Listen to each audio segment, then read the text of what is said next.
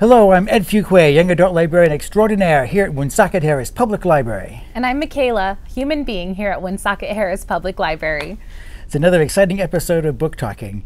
And today we're talking about Jane Austen and Pride and Prejudice. Yay. You're very excited. I'm very excited. Yes. You know, from day one when we said we were going to do this, I think I've been pushing Pride and Prejudice. Yes, it's good. For a long time I wasn't a Jane Austen fan, mostly because I hadn't read her work or was unfamiliar with it. So I made assumptions about her that were largely not true. Yeah, she is one of the most famous authors, famous British authors, most famous woman author. She was the most famous author of her period. Oh, yes. And she also, she's been called Pride and Prejudice, her most popular book. It's been called the greatest novel in the English language. It's also been called the first novel in the English language. Really? Because people had written novels before her, but if you read them, they have a kind of a rambling, picaresque quality to them. Yeah, they're a little harder to get through. Yeah, I've read some earlier English literature. There's a lot of good stuff written before Austen, but her focus on characters and plot. Pride and Prejudice is a pretty thick book, but it's also a very tight book, the way events move from one thing to another in a way that would become exactly how every novelist would write after Jane Austen's time. She definitely paved the way, and she created the format in which reading it now, it feels like something that could have been written by somebody who's very familiar with this time period. It feels like it's something that could have been written like in the past decade. Oh yeah. Oh, absolutely. But it's just a timeless story. Several film adaptations have modernized them and done them in a completely modern setting because it still works. Oh yeah. Yeah. Oh, absolutely. The story structure itself, it's very easy just to, you know, tweak the language and change the setting and still tell the same story. Yeah. And she founded the entire genre of romance fiction. Yes. Thank you, Jane. Yeah, which is a hugely popular genre. And so many of them, again and again, come back to the works of Jane Austen for their plots and their characters and so forth. Just calling a male character a Mr. Darcy type character when you're pitching something to an editor is shorthand for... Tall, dark, handsome, aloof. And everyone knows exactly what you mean when you say that. Have you always been an Austen fan? Since I think I was 8 or 9 years old, when my aunt one Christmas purchased the complete works of Jane Austen for me, and I don't want to say it's all been downhill from there, but definitely from, you know, the first viewing of the 6-hour BBC Pride and Prejudice, I just needed to read her work. So well done. So definitely from elementary school, I've been reading her work, and Pride and Prejudice especially definitely has a special place in my heart. It's something that I can read and come back to multiple times and get something different out of it every time I read it. So yes, I'm very excited that we are talking about some Jane. It's brilliantly done. I did research for this. Yes. I think I learned some things that even you didn't know. Yes, I'm really excited to actually hear some of the stories that you uncovered. Basically, she is enormously popular. She has an almost cult-like following. Yes, still to this day. To this day, yeah. It's all around the world. We think of her writing in Regency England as belonging to a time and place, but it's universal. Yeah. People in Japan, people in Russia read the works of Jane Austen and get as much out of them as like we would in our society. I think it's been translated into pretty much every language. Yeah. It's never been out of print. No, it's never been out of print. Nothing that she writes has ever been out of print. She is so hugely popular that the fan base is enormous, and it doesn't just include literary critics go back and forth. Sometimes they embrace her, sometimes they shun her as being too popular. She's also someone I noticed that writers love. She's the writer that other writers like worship. A. Milne, the creator of Winnie the Pooh. Yep. He carried a copy of Pride and Prejudice with him when he fought in the trenches of World War I. He would he would sit there reading it, and other soldiers would come up and talk Austen with him, you know. So the other soldiers were also large, like huge because Jane Austen everyone fans. had read Jane Austen in that time period who hadn't, you know, Rudyard Kipling, also a Jane Austen fan. He made a little, like, a witty little epigram. Jane lies in Winchester, blessed be her shade. Praise the Lord for making her, and her for all she made. It's excellent. Yeah. Oh, Now, it is true that soldiers in World War I who suffered from what they called shell shock and we call post-traumatic stress today, they considered Austen to be so healing and soothing that they were given copies of Jane Austen's work to read while they're convalescing in the hospital.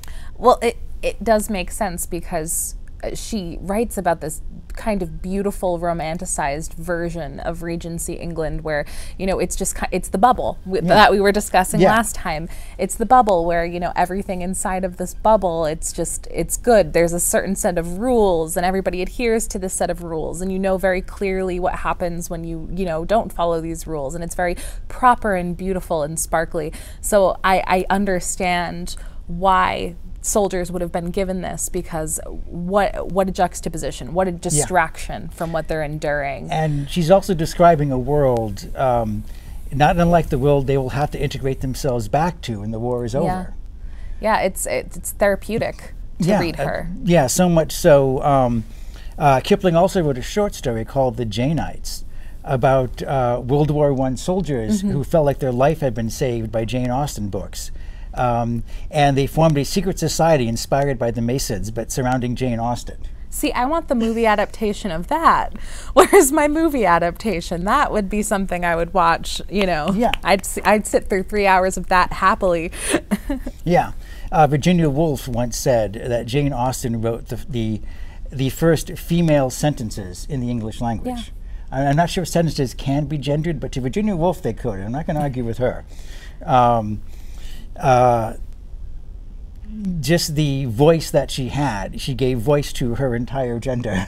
She did. She was, you know, although she was, you know, being published under a pen name at the time just to get her books out there, it was kind of widely known that this was written by a woman. I mean, just the fact that she had such an accurate feminine point of view, and actually the central characters of her novels are women, which kind of was not done in that time period. And even men were reading this, even though it was considered very much the girly novel. It was a novel by a woman about women, but tons of men, including today, still read her work. Oh, absolutely. It's a good read for anyone. So I understand why it was so popular and still is so very popular. It's a wonderful story. Yeah, it's easy to look at it from a distance and say, well, it's all about, like, you know, frilly dresses and bonnets and, you know. It's about the people in the frilly dresses and bonnets. John Green, when he was doing his piece about it for the Crash Courses thing on YouTube, but actually there's not a lot of bonnets in the book. Yeah, minimal bonnets, minimal. Yeah, and despite you know, giving you the women's point of view, she never really describes anyone's dresses. No, it really is not about. It's all about the characters and what they're feeling and what they are, you know, what they're communicating to other characters. It's completely about the characters and the fact that most of these characters are women, and getting a voice in this novel, it was revolutionary at the time. Exactly. I mean, the movie spent a lot of time on the gorgeous outfits and so forth. There was one version that actually upped the time period to the early Victorian times rather than Regency, so they wouldn't have to wear the high-waisted dresses that the director personally hated. But at the same time, Austen herself didn't care. Austen never describes anyone's dress the entire time. It was unimportant to her. Not only that, but I think, you know, although there are many modern adaptations of this novel that, you know, you can kind of just plop it in any timeline, the story will still make sense. If you're going to do a true historical retelling of this, it kind of is important to have it in that Regency period, because the clothing of that time, it was, you know, it was cotton, it was, you know, easier to move in those outfits than it was in the Victorian era.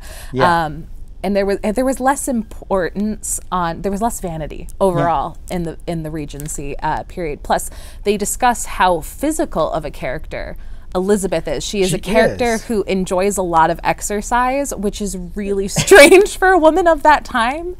She walks 6 miles in a day, and it's thought of as nothing. She thinks nothing of jumping on the road and walking 2 or 3 miles to get to Bingley's place. Yeah, she did. When Jane is sick, she they offered to let her take the carriage to go check on Jane, and it's over 3 miles away, and she's like, "No, I'll walk there and I'll walk home. I'll just walk there. It just rained. It's muddy. It's fine." And that's one of the things that made me fall in love with her. Yeah. With her splashing in the mud on the way to Bingley's place. Yeah, she's the main character in this romance novel, and she's, you know, this very wealthy, well-to-do gentleman is falling in love with her, but she's playing in the mud and picking wildflowers for a good portion of the novel. Yeah, I mean, Bingley's sisters make fun of her for the mud on her dress. It's obvious that Darcy is he's enamored. He's not bothered by it at all. He's enamored by it. She plays with the hunting dogs, like she's outside, and it's just. I think that's what he finds so refreshing about her. She is so unlike all of these other, you know, well-to-do kind of no sticky uppy ladies. And it just then here's this woman who thinks nothing of walking through the mud to go check on her sister who is ill. Well, yeah, this is the Romantic period. It's also the time of Byron and Shelley. Although Austen wasn't really a romantic writer, nature was associated with good things and positive things in this time period. So having her arrive like that at Bingley's place is automatically telling us a lot about her. Yeah. She's definitely one of the more down-to-earth characters in this novel. She's very genuine and endearing, and that's why this character has stood the test of time and is, you know, just so well beloved. Everyone loves Elizabeth Bennett. We should probably have described the novel more beginning. Yeah. I'm making the assumption everyone has read it, and of course not everyone has read Pride and Prejudice, so they probably should. It's a long book, but it is a very cool book. It's about the Bennett family. Yes. And they are like upper middle class, I'd say? Yeah, they're upper middle class. Yeah. The father is a gentleman, which means that he has a lot of leisure time. He runs their estate Longbourn. And they are a family with 5 daughters. And no sons, which is very important. Yeah. Men inherited everything back in the Regency. It was something called the entail to the estate. It must always pass to the next male relative, and we'll talk about their next male relative, I'm sure. Yes. The wonderful Mr. Collins. Yes. So if the father, if Mr. Bennett, were to die, his daughters would be left, and his widow would be left with nothing. Yeah, and then they would lose Longbow and have nothing. They could inherit their mother's dowry, which wasn't anything to speak of. Yeah. No, the mother was of lower birth than the father. Yeah. So even she had nothing, and they were well aware of it. One of the quotes from the book that I did write down was, "The business of her life was to get her daughters married," and that is about Mrs. Bennett. Yeah, that's all Mrs. Bennett is about. That's her job. Her job when she was a young woman was to marry as well as possible. Now that she has daughters, her job is to get her daughters married and as well off as possible. Her whole life is about marriage. Yeah, and they're not gold diggers, but they need money to survive, as all of us do. Money is very important in a lot of Jane Austen's books, as it was in her own life, because, you know, it wasn't that she was against or in favor of materialism, but you just need a certain amount of money to survive. Yeah, and as a woman, especially a gentle-born woman, working was not an option. So you really needed a husband that could, at minimal, you know, put a roof over your head and food on the table. It's just, that's the way life was. Yeah. They weren't looking for anything incredibly extravagant like what Bingley and Darcy and what the wealthier men could provide. In fact, there's even a secondary character, George Wickham, who is a poor foot soldier. He really doesn't have much to his name, but even then he is considered a good marriage match because he's a man who is interested in the daughters. He won't be able to give you an extravagant life, but he can at least provide for you. Yeah, so the 5 Bennett girls are Jane, the oldest. Jane is the oldest. Then you have Elizabeth. Yep, and Elizabeth, who's basically our viewpoint character. Yes. Then you have Mary, who is kind of more homely. Doesn't have a lot of good qualities. Yeah, poor Mary. I love Mary. Yeah. Some of the best quotes from the book come out of Mary's mouth. Yes. She's great. Then you have Lydia. Yep. And then you have the youngest, Kitty. And Lydia and Kitty are, as their father calls them, 2 of the silliest girls in the whole of England. Oh, yeah, yeah. They're both really ridiculous. They kind of fulfill the trope of the foolish, empty-headed female character. Yeah. But they're not the viewpoint characters. They're not the ones we're supposed to empathize with or care about. In fact, it's spoken of several times how ridiculous they are. Oh, yeah. They're like a beautiful china vase. Gorgeous to look at, but empty. Just could shatter at any moment. Yeah, and they make foolish choices. Very foolish choices. So there is a man named Collins who is a minister. Yes, he is. We just know that he is a cousin. We don't know exactly how he's related, but he is a cousin. He is a minister, and he is a minister for the town in which a large estate, Rosings, which is owned by Lady Catherine de Bourgh. Yes, Catherine de Bourgh. Lady Catherine de Bourgh, and he is a minister within the town. That is essentially the whole town is owned by Lady Catherine de Bourgh. And, but he is their cousin, distant enough related that he is considered a good marriage match for one of the women because he is the next male heir. And he's the next male heir. He is to inherit long born upon their father's passing. Yeah, so he's the one who will inherit the house and everything after Mr. Bennett dies. And being a member of clergy was an acceptable job for a gentleman. Oh, absolutely. It was, yes. It was perfectly fine. You know, he still had a small estate. He was fit to inherit. He made a decent wage. He would be a perfectly fine match for any of the daughters. And he kisses up a lot to Lady Catherine. I think half of his lines in the novel are him just talking about Lady Catherine de Bourgh and how wonderful she is. And then when you actually meet Lady Catherine, it's just... She's horrible. She's horrible. She's awful. She's awful, but she feigns caring so well. Just she's absolutely horrible. And Mr. Collins, he's just, I don't even know how to best sum him up. He's definitely a butt kisser. But he also is just a very, very awkward human. There's one point where he's complimenting one of the girls, and the father goes, now, clearly making fun of him, and he goes, well, how nice of you to say that. Now tell me, are all of your compliments breath of the moment, or are they rehearsed? And he admits fully to rehearsing them. All of the compliments he says he practices in the mirror beforehand. Yeah, you can insult him to his face and he won't be aware of it because that's how oblivious he is to the entire world.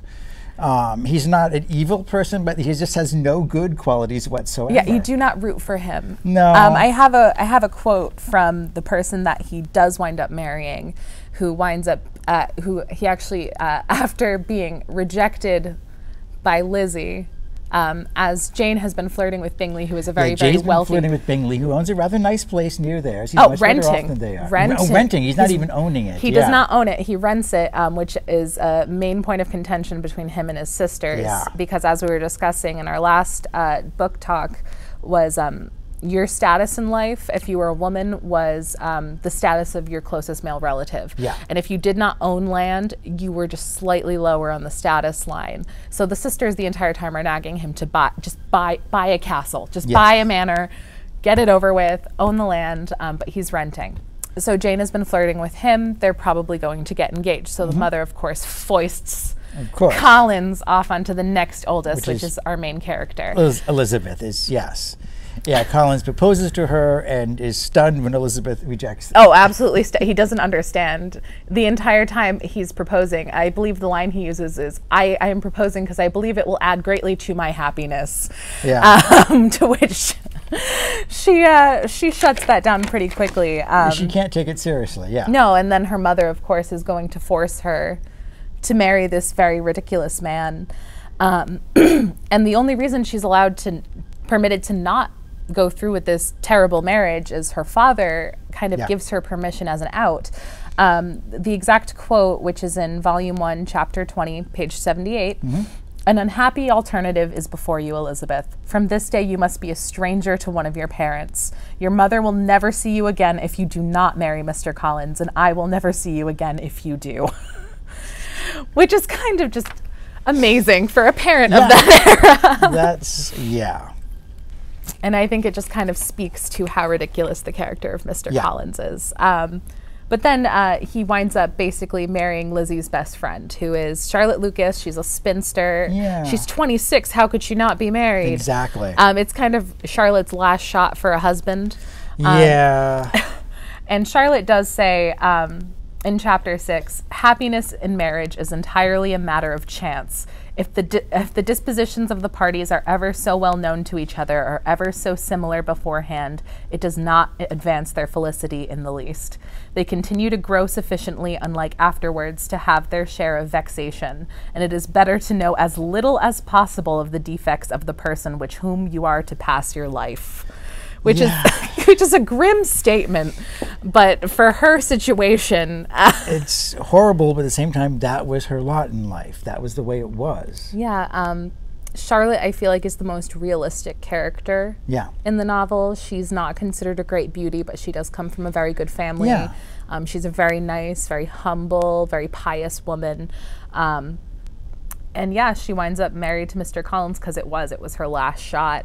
So. Gonna shoot my shot. Sort of work it out, you know. Yeah. She has him stay out in the garden most of the day and walk to Rosings. So really, I believe in the book she says, there are days that pass where I do not even spend more than 15 minutes with my husband. She looks forward to those days. Oh, what a nightmare. What a nightmare. That was life. That was society. That was life. She had a roof over her head Yeah. and food on the table. And at least he wasn't a violent man. Yeah. That's sad that is at least. But the other main character we haven't introduced yet is Mr. Darcy. Mr. Darcy. Yes. He's a best friend of Bingley. Yes. And so he meets Elizabeth at a dance. Yes. And he actually insults her. Immediately Insults her. They do not meet cute. It's meet bad. It's just so they meet at a dance where, of course, Bingley is dancing the whole night away with Jane. Is just absolutely so happy, so enamored, and Elizabeth is not dancing. So Bingley, of course, being the nice guy that he is, he goes up to Darcy and. There are plenty of young ladies here not dancing. Why don't you join? The younger Mrs. Bennett is also quite beautiful, trying to, talk up Elizabeth. Come on, let's flirt with these sisters. It'll be fun. And I believe he says, she is not handsome enough to tempt me. Surely I would not devote my attentions to any young lady that would be slighted by other gentlemen. Yeah, I think he refers to her as tolerably attractive at one point. I find her barely tolerable. Barely tolerable, yeah. Which is what you want to hear. Oh yeah, that's sweet. Yeah. She's in complete earshot, and she hears all of this. I believe later in the novel, she does say that I would not minded if he had said such a thing, if his pride had not shown, if he had not wounded mine. Yeah. I would not have minded the insults as long as it wasn't directed towards me, is essentially what she's saying. Yeah, Darcy is insufferably rude, and she hates him immediately. The fact that he's rich means absolutely nothing to Elizabeth. Yeah, no, it's... And handsome. He's rich and handsome, but she immediately spurns him because of his attitude. Yeah, he has a pretty bad attitude. He's pretty miserable for the first half of the novel. It's not until you really get to learn more about him and you learn what is actually true about him other than these horrible rumors that people spread about him. Yeah, well, in this day and age, you couldn't just, look somebody up. Yeah, no. You couldn't Google someone. So people depended entirely on rumors, which is a horrible way to get information. Yes. She doesn't really know anything about any of these people except what she's heard. Yeah, and really, if you're going to discuss it with anyone else, it's just going to be more of the same, or like a bad game of telephone, where the facts just get distorted until they don't even resemble the truth anymore. Yeah. And then we have the evil Wickham shows up. Yeah, who starts as a hero. Who starts out as a hero. He's a dashing hero. He's a soldier. And he gives Elizabeth a really dark version of his relationship with Darcy. Yeah, the way Wickham tells it is they were raised together. When Wickham's father died, Darcy's father, kind of took over the raising of Wickham. Yeah. And he was always promised basically a good living on the estate. Wickham was supposed to join the clergy and be the minister for Pemberley. Yeah. Of course, the way Wickham tells it is that Darcy just was so mad that his father loved me more than him, so he gave the living to another man, and here I am, destitute as a soldier, no choice but to go and fight. And to Elizabeth, who also already kind of felt negatively towards Darcy at that point, that's all she needed to go, oh, this Darcy is a villain. Yeah, Look at poor Wickham. I'm just gonna go over here with poor Wickham. Yeah, she falls for his story, and she has no reason not to believe him. No, from her understanding and from her encounters with Mr. Darcy up to that point, he's just kind of been a distasteful gentleman. It's very easy for her to believe that he is a villain. Yeah, and so that leads to some complications of the plot. Yeah, just a little bit. I mean, it's later, of course, revealed after Darcy professes his love to Elizabeth, and she, of course, rejects him, which is shocking. Immediately, Immediately rejects him.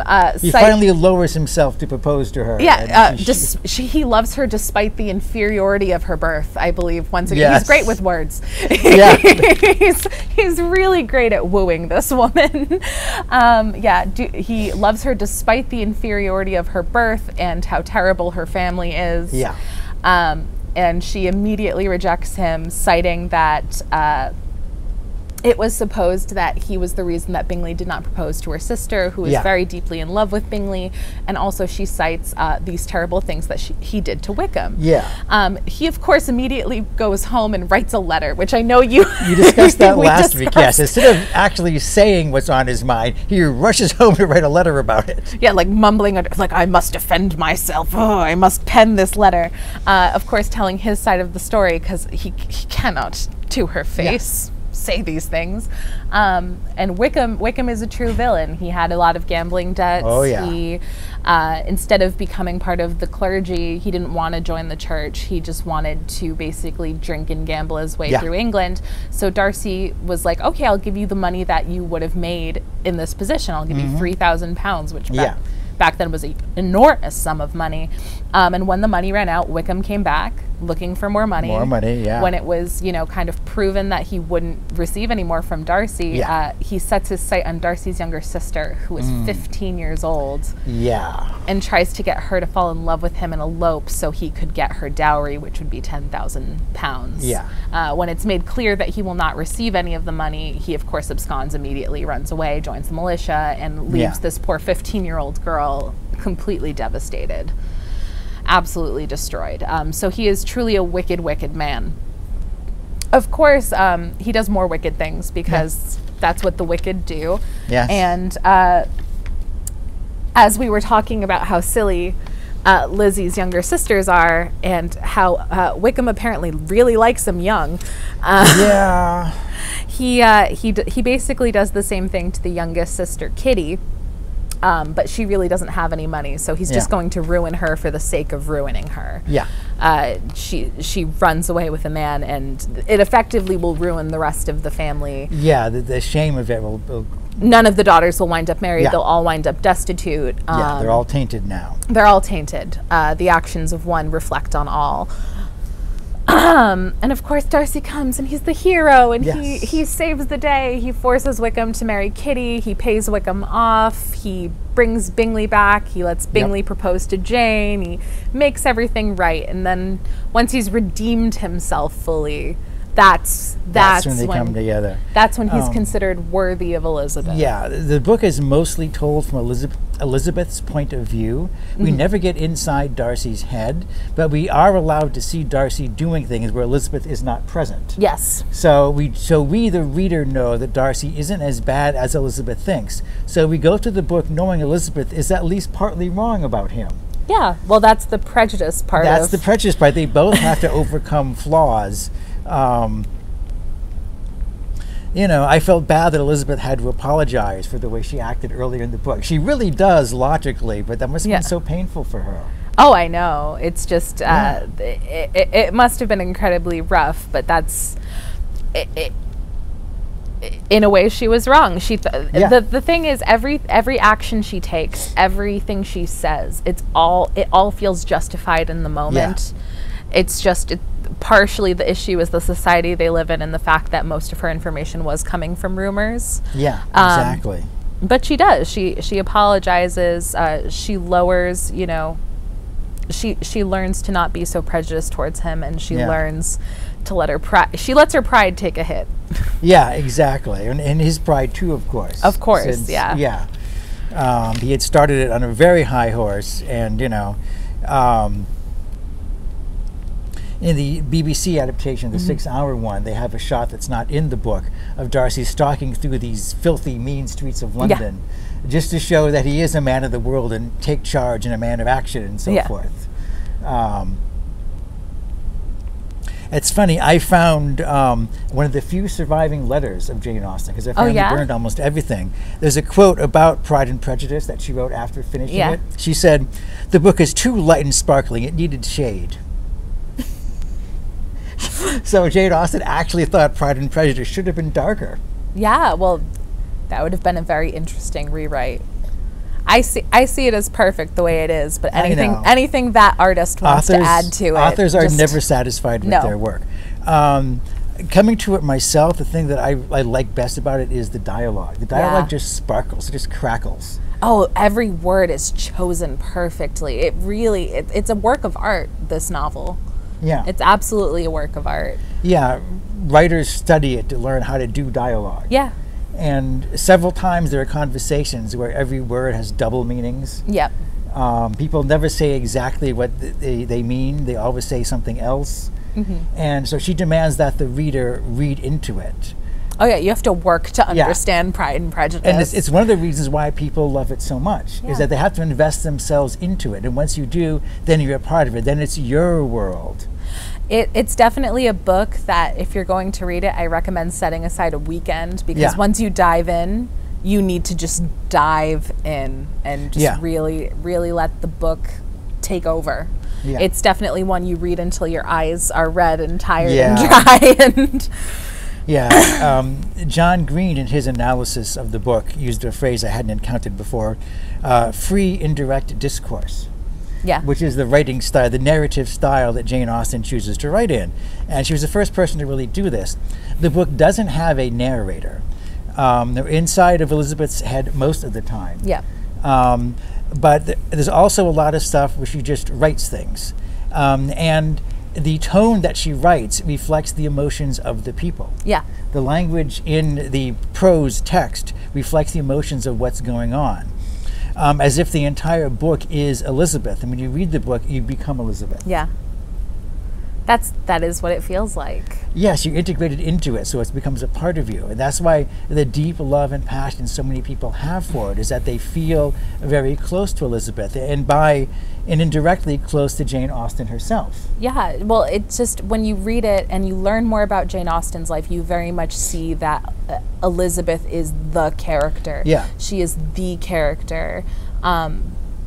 That you just, it's Jane. You just feel like it's Jane, and it's just Jane talking to you. You feel the heartbreak that Elizabeth feels watching her sister, fall in love and go through all this pain. Like you really do. You feel like you are that character, and to find a piece of work that really lets you empathize so much with the main character. I mean, that's why it's so popular. How can you not root for someone you identify with so much?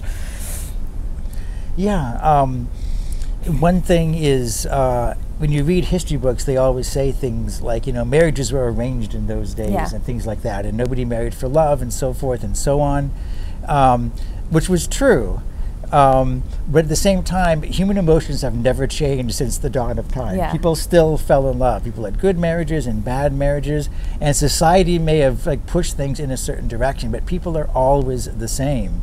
When I studied Shakespeare, I noticed as far back as Elizabethan England, human passions and emotions are still absolutely identical to the way they are now. Nothing has changed, which is one of the reasons why Pride and Prejudice, that captures deep human emotions so well, is so universal. It's the human condition. The human condition, She captured that on paper in a way that no other author had really done before. No, especially not in that time. And if you were, a woman living in a miserable marriage that was arranged for you, or some poor girl who was about to be thrown into one, it was an escape. It was something you could read, and for the briefest of moments, you were Elizabeth, and you got to marry for love. Women at that time had no autonomy. So this is looking at a different world. But at the same time, it's not like a utopian world, because so many bad things happen to good people. Elizabeth's friend Charlotte winds up in a loveless marriage. I ponder about Mr. and Mrs. Bennett. Are they in love? Were they ever really in love? I feel like you could get a room full of academics together and they still wouldn't be able to come up with an answer, because it's been described as they had what was just an arranged marriage, but looking at them as an older couple, it's like they've been best friends for so long. They have all of their in-jokes, and they're constantly teasing and prodding each other about things. Oh, yeah. No, it's they are the best of friends, but the way they communicate is through bullying each other. Yeah. And I mean, I know plenty of older married couples who communicate the exact same way. Yeah. You have Mrs. Bennett coming in. He won't do something she wants. She screams about her poor nerves. Oh, Mr. Bennett. Yeah, she shrieks Mr. a lot. Bennett, my poor nerves. And he's like, yes, I know about your nerves. They've been my constant companion these past 20 years. And just it is definitely a marriage that if they did not start out loving each other, just having lived a life together and raising children together, there is definitely affection there. There is definitely deep care there. When she cries and begs him to go see Mr. Bingley, he pretends like he will not, and then immediately the next day goes and does it. It's just that was their relationship. He loved to egg her on. Yeah, it reminds me of the song from Fiddler on the Roof, where he keeps asking, do you love me? Do you love me? She keeps describing their marriage as, yes, but do you love me? And she's like, I do your laundry and I've raised your children. Why are you asking about love? And she's like, finally, like, yes, okay, I love you, God. Yeah, Mr. and Mrs. Bennett are ultimately a team. Whether they're in love or not, we can't say. But like early on, she's pressuring him into going over and visiting Bingley, so they'll pave the way for the daughters to go there so they can nail him, because he's a wealthy guy who's renting the place next door. And Mr. Bennett says he won't do it. Yeah, he refuses. But in fact, he never hesitated at all. He was always planning on visiting Bingley. Oh yeah, and it's the next morning. She goes like, oh, well, never mind. No, our girls will just never marry well. And he's like, oh, well, too late now.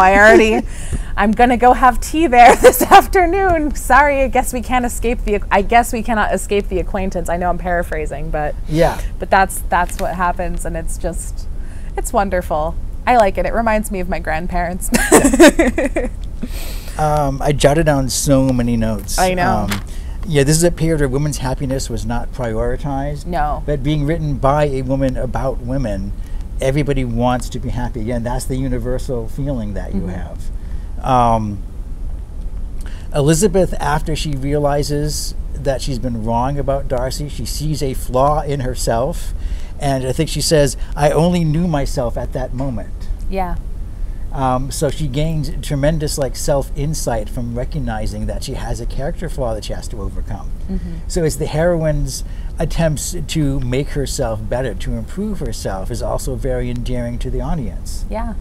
She's flawed, and a major theme in this novel is just the flaws of man in general. Yeah. One of the reasons she doesn't like Darcy to begin with is the fact that he seems like this kind of perfect person who only sees the flaws in others but does not look within to find his own flaws. And then later on you find, no, he genuinely is trying, and he is working on himself constantly. I need a bit of help, you know? Yes. He needs a bit of help. I say, Wilma, can you tell me, what is it about Mr. Darcy that makes everybody swoon? Women and gay guys, just like... Well, I cannot speak on behalf of all women. Yes. And it's not the fact that he changed. Yeah. It's definitely just, he acknowledges his own faults. He tries to make himself a better person, not just for himself, but just, to be better to not just her, but all the people around him. Exactly, He's somebody who's constantly working on himself. He is becoming more self-aware, and in the end, he genuinely tries to right his wrongs. Yeah. It's that simple. He's desperate to make up for his mistakes. He genuinely wants to make up for his mistakes. And, the fact that he's gorgeous and wealthy and has a massive... He also happens to be rich and handsome. He also happens to be rich and handsome, with never hurt anything. It never hurt any situation just to be rich and handsome also. Elizabeth starts to fall for him after she sees Pemberley, and she makes a joke about that, in fact. Once she saw the huge house she could get as his wife, And while that may be part of it, the fact is she also talks to his servants who adore him. Adore him. Yeah. They said he's had the most wonderful temperament since the age of 4 when they Yeah. first met him. And you judge a gentleman partly by how he treats his inferiors. Yeah. The way you treat someone that can't possibly help you shows exactly who you are. That's character. Yeah. He's just he is a very sweet man. Yeah, and she knows he must be a good person at heart. Yeah. When she talks to the servants. Oh, absolutely. That's the turning point. Seeing Yeah. Pemberley is seeing Darcy. He is that estate. Yeah, she describes it, and again, I didn't jot down the Yeah. exact quote, but she describes the house as like tall and handsome and not a bit old-fashioned. Yeah. Which is, of course, she's talking about Mr. Darcy himself, not the house. Yeah. Now, I know we're running out of time. Yes, so you must. Could I close us out with Yes. a quote from the novel about pride? Yes. And this is from Mary, who we have discussed. Poor Mary, but she has some of the She best has lines in best the book. dialogue, yeah. In chapter 5, vanity and pride are different things, though the words are often used synonymously. A person may be proud without being vain. Pride relates to our opinions of ourselves. Vanity, what we would have others think of us. So I think That's that is really profound. that's profound, and that's Mary. But yeah, no, All right. that is pride. Thank you so much. Thank you. We'll be back next week with more exciting stuff on Book Talking. Until then, I've been Ed. I'm Michaela. We'll see you next time. Until then, be safe. Be happy, be healthy. Bye-bye.